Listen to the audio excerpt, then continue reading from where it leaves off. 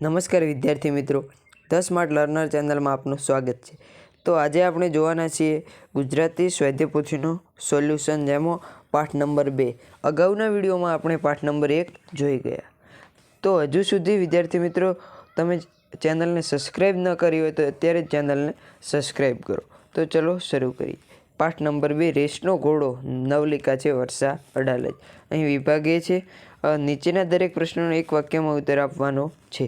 તો વિનુ કાકાએ અંકિત પાસેથી ગન કેમ લઈ લીધી? તો અંકિતે ઝુમ્મર સામે નિશાન તાક્યું હતું, તેથી વિનુ કાકાએ તેની પાસેથી ગન લઈ લીધી. તેવા પ્રશ્નો અહીં આપેલા છે, તેના જવાબ આપ જોઈ શકો છો. અહીં એક વાક્યના ટોટલ 12 પ્રશ્નો છે. પછી છે પ્રશ્ન નંબર 2, નીચેના પ્રશ્નોના 3-4 વાક્યોમાં ઉત્તર લખો. જેના પ્રત્યેકના 2 ગુણ છે. પહેલો પ્રશ્ન છે, વિનુ કાકા અંકિતને બાજુમાં બેસાડી શું સમજાવતા હતા? તો અહીં તેનો જવાબ આપેલો છે, તે આપ જોઈ શકો છો. પછી બીજો પ્રશ્ન છે, બાળકોના વિકાસ અંગે વિનુ કાકા શું માનતા હતા? તો વિનુ કાકા શું માનતા તે વિશે અહીં વર્ણવ્યું. પછી મંજુ કાકીએ અંકિતની મમ્મી આગળ શી હૈયા વરાળ કાઢી? પછી ચોથો પ્રશ્ન છે, અંકિતના માતા પિતાને તેની કઈ બાબતથી ભારે આઘાત લાગ્યો? પછી પાંચમો પ્રશ્ન, બેટા ચાલ, બહુ મોડું થઈ ગયું. વિનુ કાકા આ વાક્યનો ગૂઢાર્થ શું સમજાયો? તેનો જવાબ આપ જોઈ શકો. પછી છે 10-12 વાક્યોમાં ઉત્તર આપો. તેના પ્રત્યેકના 4 ગુણ છે. કે આખરે તો શિક્ષણનું ધ્યેય બાળક ઉમદા માણસ બને તે જ છે. આ વિધાન વિગતે સમજાવો. તો અહીં તેનું સંપૂર્ણ સોલ્યુશન આપેલું છે, તે આપ જોઈ શકો છો. પછી બીજો પ્રશ્ન છે, રેસનો ઘોડો શીર્ષકની યથાર્થતા ચર્ચો. તો અહીં રેસનો ઘોડોની યથાર્થતા ચર્ચેલી છે, તે આપ જોઈ શકો છો. પછી વિભાગ સી, અહીંથી વ્યાકરણ વિભાગ શરૂ થાય છે. કે તેમાં વિકલ્પોમાંથી સાચો વિકલ્પ પસંદ કરીને ઉત્તર આપવાનો છે. સાચી જોડણી જોડો. નિશાનની સાચી જોડણી આપ જોઈ શકો. પછી હરીફાઈ, શિખામણ, પ્રતિબિંબ, વિદ્યાર્થી, ઉત્તીર્ણ, જિંદગી અને પરીક્ષા. પછી છે સાચી સંધિ જોડો. સાચી સંધિ જોડો. નિર વત્તા ભેળ તો નિર્ભેળ. પરી વત્તા ઈક્ષા પરીક્ષા. નિર વત્તા દોષ નિર્દોષ. ઉદ વત્તા આસ ઉદાસ. સત વત્તા ધા શ્રદ્ધા. રામ વત્તા અયન રામાયણ. પછી છે સાચી સંધિ છોડો. પરિણામ તો પરી વત્તા નામ. પછી વિદ્યાર્થી, વિદ્યા વત્તા અર્થી. પછી લક્ષ્યાંક તો લક્ષ્ય વત્તા આંક. અને પછી છે સંબંધ તો સમ વત્તા બંધ. પછી વિષાદ, વી વત્તા સાત. સૂર્યાસ્ત, સૂર્ય વત્તા અસ્ત. ને પછી છે સમાસ ઓળખાવો. માં દીકરી તો શું થશે? માં અને દીકરી દ્વંદ્વ સમાસ. સદબુદ્ધિ એટલે કર્મધારય સમાસ. અઠવાડિયું દ્વિગુ સમાસ. અઠવાડિયું અહીં સંખ્યાવાચક છે એટલે દ્વિગુ સમાસ. નિર્દોષ બહુવ્રીહી. અને બાળકથા મધ્યમ પદ લોપી. અને દરિયાકાંઠો, દરિયાનો કાંઠો તત્પુરુષ સમાસ થશે. અને પછી છે રેસનો ઘોડોનો નીચેના શબ્દો કયો પ્રત્યય રહેલો છે તે લખો. હરીફાઈ પર પ્રત્યય, પ્રતિબિંબ પૂર્વ પ્રત્યય, મીઠડો પર પ્રત્યય, લક્ષ્યાંક એક પણ પ્રત્યય નહીં, લક્ષ્ય અને આંક એમાં પ્રત્યય કોઈ લાગતો નથી. અને સરસ પૂર્વ પ્રત્યય, પરીક્ષા પૂર્વ પ્રત્યય, નિર્ભેળ પૂર્વ પ્રત્યય, સૌરભ સૌરભ નામ છે માટે એક પણ પ્રત્યય લાગતો નથી. પછી જે સામનાર્થી શબ્દ આપો. ઉમળકો તો ઉમંગ, નિમાણું ગમગીન, પરાણે બળજબરી, વિષાદ શોક. પછી નીચેની સંજ્ઞાઓનો પ્રકાર લખો. સંજય તો વ્યક્તિવાચક ધ્યાન ભાવવાચક, વિદ્યાર્થી જાતિવાચક, રીતિ દ્રવ્યવાચક.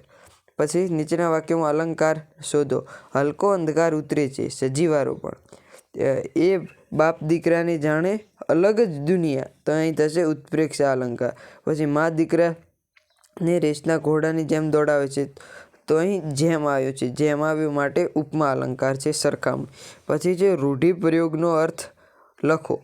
તો રૂઢિપ્રયોગનો અર્થ છે, પહેલો છે માથે બેસો.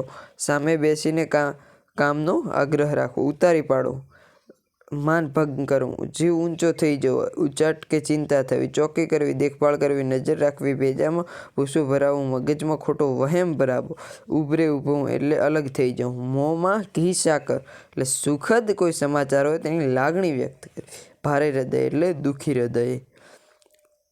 પછી આંખ ભીની થઈ જવી તો લાગણીસભર થઈ જવું, છુટકારો થઈ જવો, મુક્ત થઈ જવું, ડોક્યું કરવું, ઉપર થઈ જવું, સપનું પૂરું ન કરી શકું તો ઈચ્છા પૂરી ન કરી શકું, અને ખોટ પડવા ન દેવી એટલે ઓછપ આવવા ન દેવી. પછી શબ્દ સમૂહ માટે એક શબ્દ આપો. તો અહીં શબ્દ સમૂહ છે એક સાથે જેમાં ઘણા દીવા રાખી શકાય તેવું કાચનું સુશોભન, તો તેને ઝુમ્મર કહે છે. તેમાં શબ્દ સમૂહ પણ આપેલા છે, તે આપ જોઈ શકો છો. તેના જવાબ પણ છે. પછી જે વિરુદ્ધાર્થી શબ્દ લખો. સામાન્ય, અસામાન્ય, આનંદ, શોખ, સદબુદ્ધિ, દુર્બુદ્ધિ, નસીબદાર, કમનસીબ, નારાજ, રાજી, નબળો, સબળો, મોંઘું, સોંઘું, અસ્ત, ઉદય, સૂર્યાસ્ત અને સૂર્યોદય, તે પરથી અસ્ત અને ઉદય. કોમળ એટલે કઠોર થશે. નિર્દોષ, દોષિત. પછી સામાન્ય, નીચેના શબ્દોના અર્થ આપો. સારું તો ભલે, અને સારું તો થશે માટે. અહીં ઉપર ટપકું હોય તેનાથી પણ શબ્દનો અર્થ બદલાઈ જતો હોય છે. પછી અહીં ચિતા એટલે ચેહ, અને ચિંતા એટલે ફિકર થશે. તેજ, પ્રકાશ. અને જો અહીં જગ્યા છોડીને તેજ લખીએ તો તે સિવાયનો કોઈ નહીં એટલે કે તે જ છે એમ. હોંશ તો ઉમંગ, અને હોશ તો ભાન. પછી જે વિશેષણ શોધી લખો. તો અહીં વિશેષણ આપેલું છે 2, સંખ્યાવાચક 1. સંખ્યાવાચક નાનકડો શું થશે? ગુણવાચક, એનો ગુણ છે. પછી સંજય કિંમતી ઘડિયાળ આપી, તો કિંમતી ગુણવાચક, અને આમાં મોટા ગુણવાચક, તમારી સાર્વનામિક વિશેષણ. અને ક્રિયા વિશેષણ શોધીને લખો. તો અહીં ક્રિયા વિશેષણ પણ આપેલા છે. પછી છે નીચેના ધ્વનિ છૂટા પાડો. તો અહીં દરેકના ધ્વનિ છૂટા પાડેલા છે. પછી યોગ્ય જોડકા જોડો. જે જોડકામાં તમને કર્તરી અને કર્મણી આપેલું છે, તો કર્તરી વાક્ય થશે પહેલું, અને કર્મણી વાક્ય થશે મારાથી એ કામ છોડી દેવાય એટલે બીજું, અને આમાં થશે પહેલું કર્તરીમાં.